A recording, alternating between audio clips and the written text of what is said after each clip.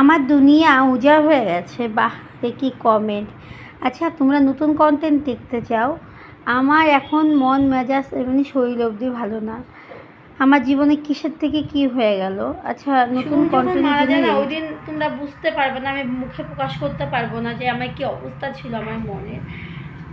শুভম যেদিন মারা যায় ওই দিন কিন্তু ওই ভিডিওটা আমি দিইনি, ঠিক আছে?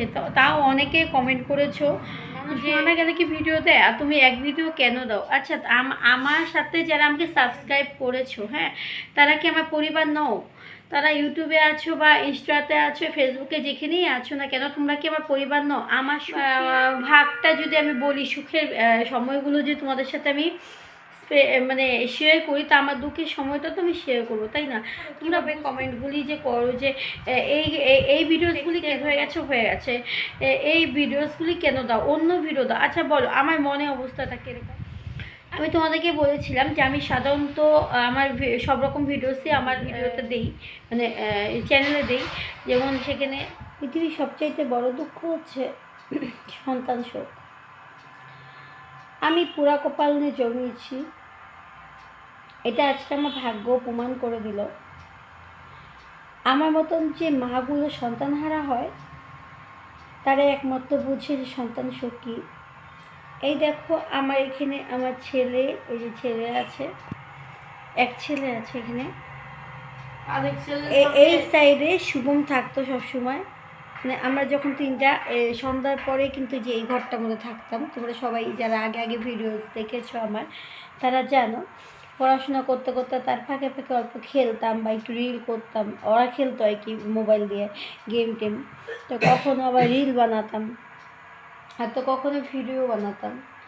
তো এখন আমার মনে অবস্থাটা যেটা, এই দেখো, এখন এই যে জায়গাটা ফাঁকা আছে আমার এই বিছনাটার মধ্যে, আমি আর আমার দুই ছেলে নিয়ে সবসময় এখানে কিন্তু আমরা মানে অনেক টাইম স্পেন্ড করেছি।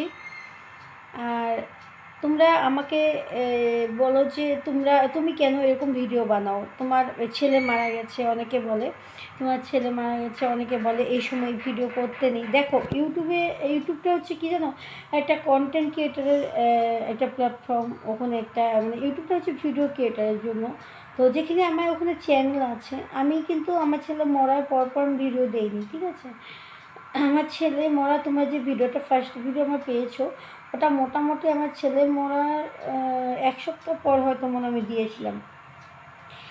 দেখো, আমি তখন নিস্তব্ধ হয়েছিলাম যখন তো তোমরা যেভাবে যদি দেখো, যদি কেউ নতুন নতুন না জেনে থাকো, তাহলে দেখবা ফেসিয়ালের ভিডিওস, আমি যেটা হোম রেমেডি, মানে অ্যাকচুয়ালি তো আমি কালকে কমেন্টে বলে দিয়েছি, এটা একটা ভ্লগিং চ্যানেল। সেখানে লাইফস্টাইল ভ্লগ শেয়ার করা হয়, লাইফস্টাইলটাই শেয়ার করা হয়। তো ওখানে আমি আমার ফেসিয়াল থেকে শুরু করে সব কিছুই আগে দিয়েছি, ঠিক আছে?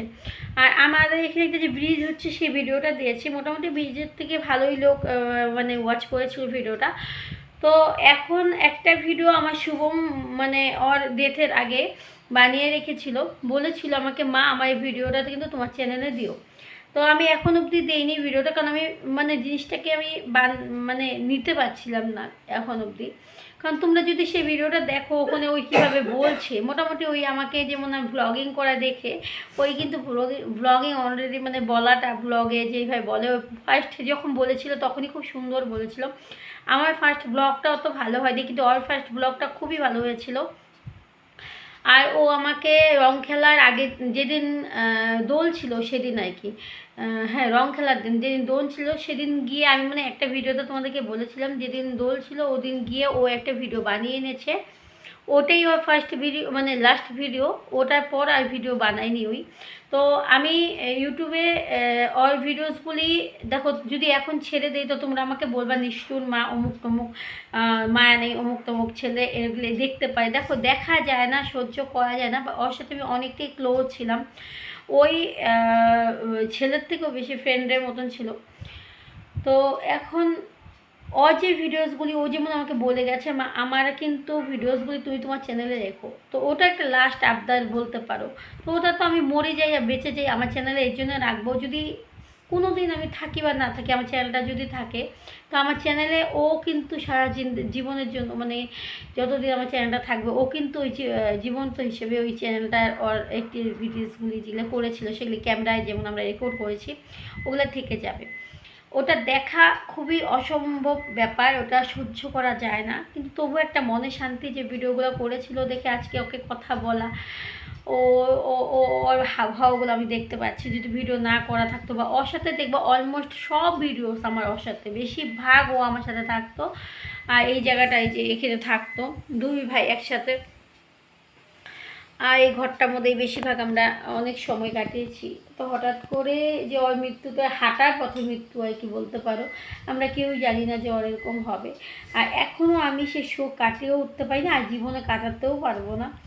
এখন বর্তমানে তোমরা যদি আমাকে নতুন ভিডিও রিকোয়েস্ট করো, তো সেখানে আমি একটা কথাই বলবো, সরি, কারণ আমার এখন মনোভাব, যারা বুঝো তারা আমার সাপোর্ট করো, যারা নাকি প্রকৃতভাবে আমাকে ভালোবেসে সাবস্ক্রাইব করেছো, যারা আমাকে বুঝতে পারো যে আমার এখন কি সিচুয়েশনটা চলছে, একমাত্র তারাই আমারকে সাপোর্ট করো। না তো আমার এখন যেটা অবস্থা, মানে মনের দিকটা অনেকটাই খারাপ, অনেক খারাপ। মানে আমার এখন মনে হয় কি বলবো যে ও যদি বেঁচে থাকতো, আমি যদি চলে যেতাম তাও হতো। আমি আগেও জানতাম যে আমার যদি আমার আয়ুটা দিয়েও যদি ওকে বাঁচানো যেত আমি তাও বাঁচাতাম। হ্যাঁ, তো এখন ব্যাপার হচ্ছে তোমরা যেমন নতুন ভিডিও চাচ্ছ আমার কাছে, তো নতুন ভিডিওর মধ্যে আমি একদিন তো লাগবে আর কি ওর ভিডিওটা আবার মানে আমার বানাতে। তো ও যেটা ভিডিও বানিয়ে গেছিলো ওটা হচ্ছে তোমাদের ব্রিজের ভিডিও। হ্যাঁ, তো ওই ভিডিওটা আমি দেওয়ার সাহস পাচ্ছি না এখন। কারণ দেখো, ওই ভিডিওটা যদি আমি দিই তো পেজে পেজে যাবে আর অনেক কমেন্ট আসবে। হ্যাঁ, ওই ভিডিওটা দিলে অনেকে খারাপভাবে নিতে পারে জিনিসটা।